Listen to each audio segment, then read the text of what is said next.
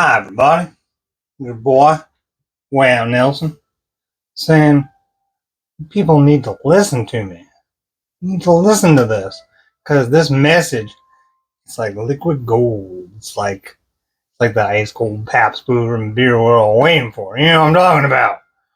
Okay, so today's message is called "The World is Run by Fallen Ones." That's right, fallen ones, fallen angels. They sometimes called the archons, sometimes called the watchers. Some people call demons. You might be asking, way out. How the hell you know this? Well, I'll search for it. Found right here in the good book, in the Lord's book, the Bible, the Torah. That's right. Now, what I'm going to do today, I'm going to read you a couple of scriptures. I'm going to narrate what I'm talking about here, and you people need to listen to me. Now, hold on a second. All right, let's start it. All right. We're starting where? In the beginning, Genesis 1, okay? That's the creation of the heavens and the earth, followed by the animals and such, and then the gods, the Elohim, make us folks, okay? So, we have Genesis 1:26. Genesis 1:26, God, Elohim, says, let us make mankind in our image and in our likeness. Us? What do you mean make us? There's only one God, Yahweh, He created everything, right? Not according to the Bible, folks. Not according to the Bible. Okay? The Hebrew word used here as God, like I said, is Elohim. Elohim is the plural of the word El. El means God, and Elohim is like the plural. According to, now this is comes from Strong's Lexicon. It's the Hebrew translation of the English Bible. Okay, so I'll way out now line about this. Okay, according to the Hebrew translation, the word Elohim has several meanings. Okay, it can mean, I'm going to read it because I'm old.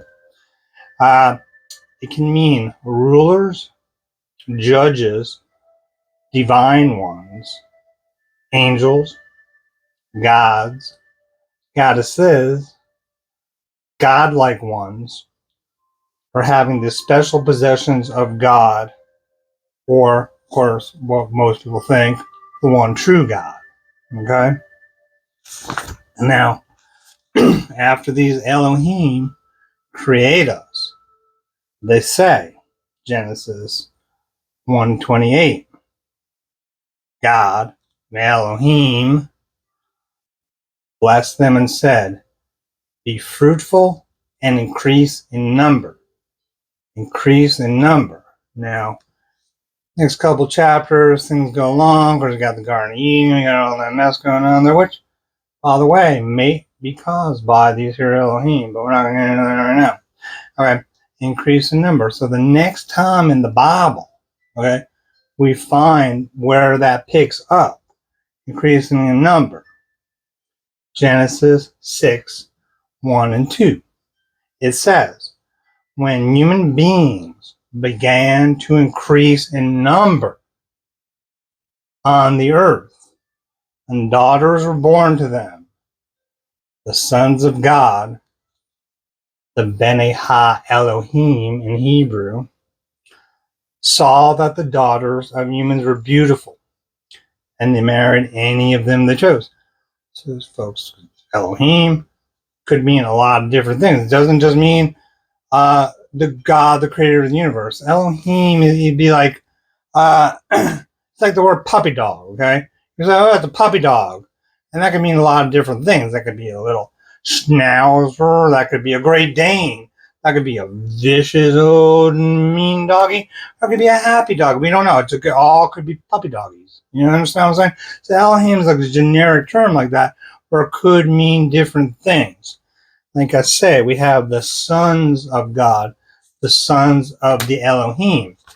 The second generation of Elohim coming down and messing some things up. And what happens after that? It brings on the flood.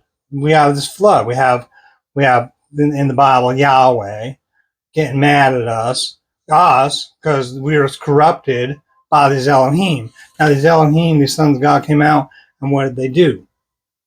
They taught us to make war weapons. They taught us the fornication. They made these women look all beautiful and attractive for these guys with the swords. They taught us astronomy.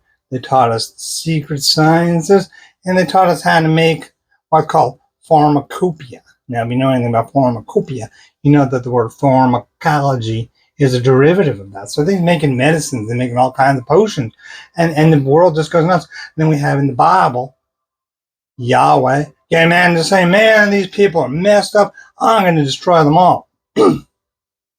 Folks, know anything about mythology, you know that the Hebrew folks kind of came from Sumer, from Babylon. In fact, the founding patriarch, Abraham, was from the city of Ur in Sumer, Babylon. Okay, so he brought with him, they had this tradition of the old Babylonian religion and the gods. And the flood myth, the original flood myth, and you can look this up, folks, it's called the Atrahasis, the old Babylonian creation story, flood story. And stuff. And in that story, there are two gods, there ain't just one. There's a nice god, his name Enki, and then a mean god, his name Enlil, okay? And Enlil, he didn't like us very much. He didn't like what was going on at all, okay? What he saw was like, we was all united and enlightened, doing our thing, and just, we're too are Elohim. We too, humans can be considered Elohim. Jesus said, don't thou know that you use Elohim? We all the spiritual beings. And back then we was doing our thing, we was all united and enlightened. And Enki in the flood myth, he didn't like it, just like Yahweh didn't like it. Just sends that great flood, okay, and destroys it all. Now, folks, listen, I'm going to go back to the Bible. I'm going to read you what happens after the flood. I don't know the flood. We got Noah. Atrahasis in the Babylonian flood myth was Noah. He saves his family and all the animals, and they live through it, and then they land the ark, and they, just begin to repopulate the planet as you think they would, okay? So this is what happens. I'm going to read it. This is Genesis 1:1-9. This is after the flood. This is when people just kind of coming back into building the world again, okay? Now, the whole world had one language and common speech. And as the people moved eastward, they found a plain in Shinar and settled there. And they said to each other, come, let us make bricks and bake them thoroughly. They used brick instead of stone and tar and mortar. And they said, come, let us build ourselves a city with a tower that reaches to the heavens, so that we may make a name for ourselves. Otherwise, we'll scatter over the whole dang earth. Okay? And then the Lord, this is the Lord Yahweh. Okay? This is the God.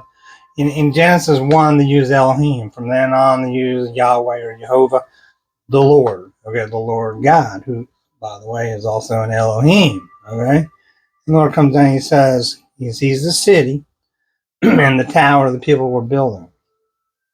And the Lord says, if as one people speaking the same language, they have begun to do this, then nothing they plan to do will be impossible for them. So come, let us, not just your Lord, not just the one God, us. He brings the other Elohim with him, okay?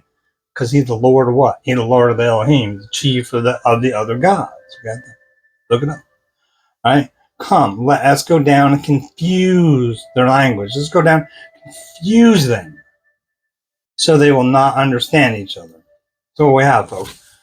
We got these people who are survivors of a great cataclysm, of a global flood, which, by the way, every day there's increasing evidence that there was such an actual event, a global flood, probably about 10,000 to 10,500 years ago.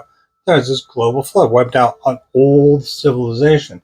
So these folks are survivors, they're trying to rebuild, right? And you have this Elohim take a look and go, oh, hold on a minute now. They all speaking one language.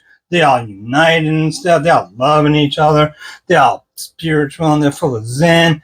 Let us go down there and confuse them. Uh-oh. Uh-oh. Uh-oh.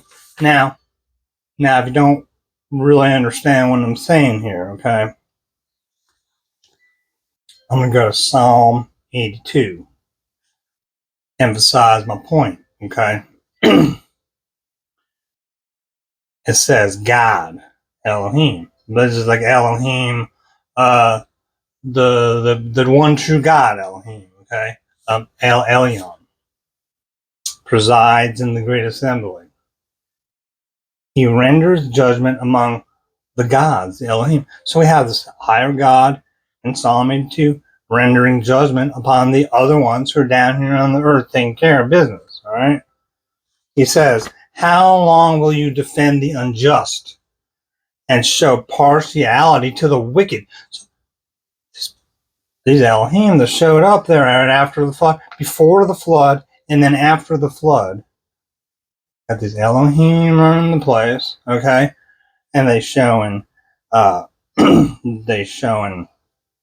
they defending the unjust and partiality. Look, they're looking at all the bad folks. They all got the good stuff, and all those good folks down here. We suffering just like it is now, okay? And he says, El Elyon, there's the big God, the God Most High. He says to the other gods, to the lower gods, God running the show down here. Read it yourself, Psalm 82. He says to them, he says, defend the weak and the fatherless. Uphold the cause of the poor and the oppressed. Rescue the weak and the needy. Deliver them from the hand of the wicked. He's telling God needs to get shit together. You know what I'm saying? Right? The gods know nothing. They understand nothing. They walk in darkness. All the foundations of the earth are shaken. I said, you are, and this is Elyon saying it to the other ones, you are all gods, you're all Elohim and sons of me, the Most High God. But you will die like mortals. They're all down here in the flesh getting on with the women and grooving and fornicating and dancing and all that way stuff. Yeah, they wouldn't do that. Like they're doing now. The elite do now. Real quick here, folks. Remember Elohim, okay? Remember this. The elite worship the Elohim. You heard from Wayout, okay? From Wayout. People need to listen to me. Okay? You will die like mortals. You will fall like every other ruler. Rise up, O gods, and judge the earth, for all the nations are your inheritance. Okay? What the heck that mean? Well, what we're going to do now is we're going to go to Deuteronomy 32, 8, and 9. It says, when the Most High, El Elyon, this is the Most High God. We're not talking about Jehovah and Yahweh here. We're talking about El Elyon, the Most High God. Completely different words, folks. Okay? Gave the nations their inheritance when he divided all mankind after the flood, set up boundaries for the people according to the number of the sons of Israel. The older translations of the Torah say the sons of God, which numbered 70. Okay? For the Lord's person, that's Yahweh. Okay? That's our God. Everyone worships the Christian and Hebrew God, Yahweh, Jehovah, the Lord portion was his people, Jacob and his allotted inheritance. So what that's saying is Yahweh was the God of Israel. If you really know anything about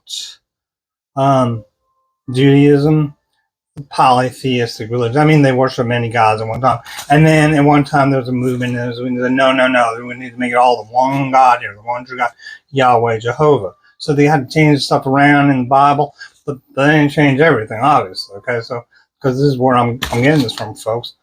I'm reading some scriptures to you. Okay, so what that quote means is when El Elyon, God Most High, divided up the earth, what he did set up them psychological barriers called nations. Ain't no real nation. Anything, it's all just land. We just make that up. Okay? That's when that's set up. When he gave it to the Elohim, to 70 sons. It's about 70 nations back then. Now we got about 270. Who knows? Okay? Called nations, giving one nation to each of his 70 sons. The next generation of gods. Okay? So the Ben Ha Elohim, the sons of the Elohim, the next generation. You have the gods of like the Most High realm, and then there's other ones lower that are the second generation of gods, second generation of Elohim, and some of them down here ruling. And they're the same ones that fell, started lusting after women, started dancing, started fornicating, started making all kinds of medications, going, here, just cure your ills. Same ones still running the place. The elite worship the Elohim. Remember this, folks. Remember you heard it from Wayout, okay? And it turns out that Yahweh or Jehovah, his portion was just the nation of Israel. Okay, so he's one of many, and he's the Lord. He's the Lord what? He's the Lord Elohim. So maybe the ancient Gnostics, okay? The Gnostic Christians, which were wiped out completely by the Roman Empire, they thought that Yahweh, what we call Allah sometimes, that he was a bad guy. He was he was a fake god. They called him the demiurge, which means like a craftsman or artisan.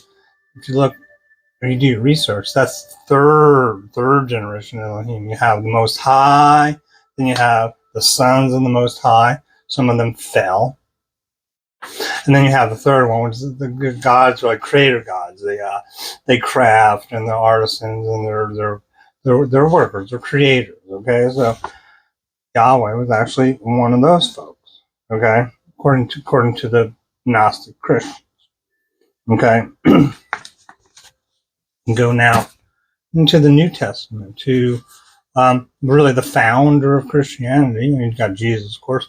But then we have Paul, St. Paul, and he did a lot of what we call modern Christianity is based on the writing of Paul rather than on scriptures. Jesus, we'll go into that at a later time, don't worry. But right now, we all know, we're going to agree that Paul's writings are very important to the church, okay? Paul says, for we are not fighting against flesh and blood enemies, folks, but against evil rulers and authorities of the unseen world, against mighty powers in this dark world, and against evil spirits in the heavenly places. That is Ephesians 6:12. Okay. Authorities and rulers.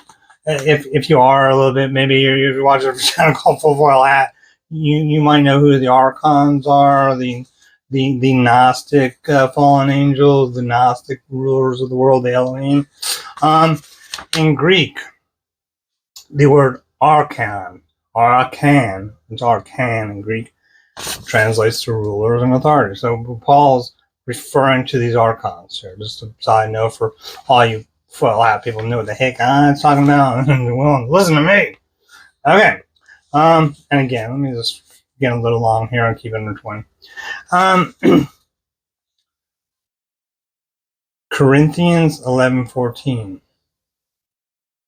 And no wonder, for Satan himself masquerades as an angel of light. So the being we call him Satan, okay, he set himself up as I'm the mighty and powerful one. I'm the good guy. I'm the ruler. I love y'all, but I'm going to kill you. I'm going to create all this chaos, but I'm going to save you. Satan, which means in Hebrew, Satan isn't a name in Hebrew. It's a title. Okay, Hasatan. It means like the opponent or the adversary. And there's a lot of opponents and adversaries in the Bible. It's not just the one being that we call Satan, which isn't even his name. It's just the title. It means the opponent. So the opponent of what? Of God Most High, of the Christ within, of all that is good, the darkness, the dark ones, the fallen one, masquerades as an angel of light. I love you all, you freaks and weirdos. Thanks for watching No Way Out. Make sure to tune in our channel. I know we got Frederick, got the Mandala Man. He's put up some more stuff. I'm going to do a short this weekend. We're going to try to build this thing. We're going to have a theme song, the whole 9 yards here. Let me know if you like this, which way you like us going. We're trying to build it, and we're asking for a few more followers because myself and Mandala Man. The original plan was so we can go live and we can actually talk about this together, because people say, you got Way Out, you got the Mandala Man. When we get together, it's like the Beatles. It's like Lennon and McCartney. You know, those folks never did nothing all that good as they on their by themselves. With the Beatles, it's like me like that. Me and the Mandala Man were like that. We throw in Mr. Tweet and put in the music, and bam, we got something good going. So please subscribe, like, and share. And I'll see you in the next one.